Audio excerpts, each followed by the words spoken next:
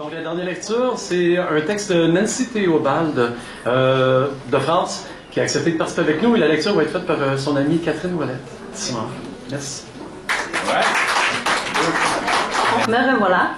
Alors je vais vous lire une courte bio de Nancy.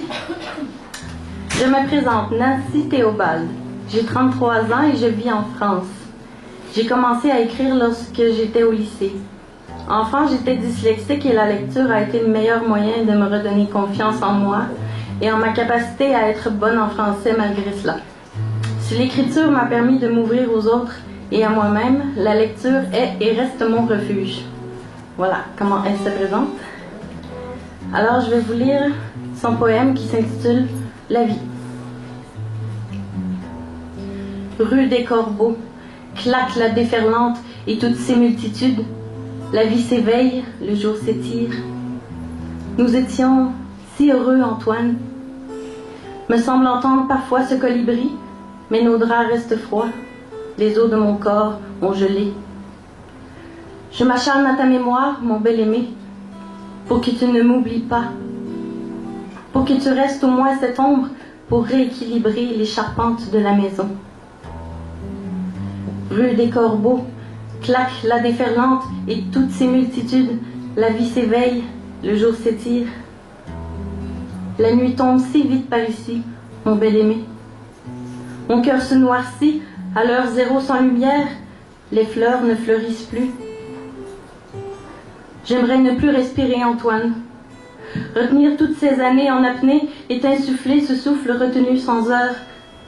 Regonfler ton corps mort, te veiner à ma sève. Rue des Corbeaux, claque la déferlante et toutes ses multitudes, la vie s'éveille, le jour s'étire. Hier n'est qu'aujourd'hui. Mes pas là ne font plus écho, et puisque la maison se meurt, ses soupirs sont les miens, toi, nos silences. Mes mains n'existent plus, Antoine. Depuis ce jour sans date, sans heure, je n'ai aucun visage à embrasser, à caresser. Le tien est introuvable, le mien de l'écorce spongieux. Rue des Corbeaux, claque la déferlante et toutes ses multitudes, la vie s'éveille, le jour s'étire. Antoine, je ne sais plus la route menant au village des vivants. Ton corps n'est plus, les corbeaux croassent, mais toi, ne m'oublie pas, ne m'oublie pas. Je suis sans larmes, à genoux, le cœur courant en biais. Je suis ce sang disparu, le tien dans le mien, chantant par moments. Je suis retenu à ta mémoire et je suis ton rire dans ma gorge sèche.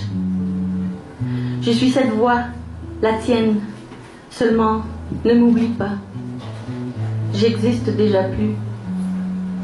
Tu sais, le colibri est venu à la fenêtre de la cuisine ce matin. Dehors, il pleuvait à verse, le soleil dans chaque goutte de pluie. Il me dit, ce chant des défunts qui eux nourrissent les terres sont toujours vivants, puisque leur corps se consume comme de l'encens brûlé. Ton corps est dans notre chambre, dans notre lit, et pendant que les jours s'enfuient, je repousse le jour de ta mise en terre. Sinon, qui sera ma mémoire? Je ne suis que la tienne. Claque la déferlante dans toutes ses multitudes, la vie s'éveille, le matin s'étire aux rues des Corbeaux. Un an est passé. Antoine va au cimetière. Sa peine est toujours là, moins dense cependant.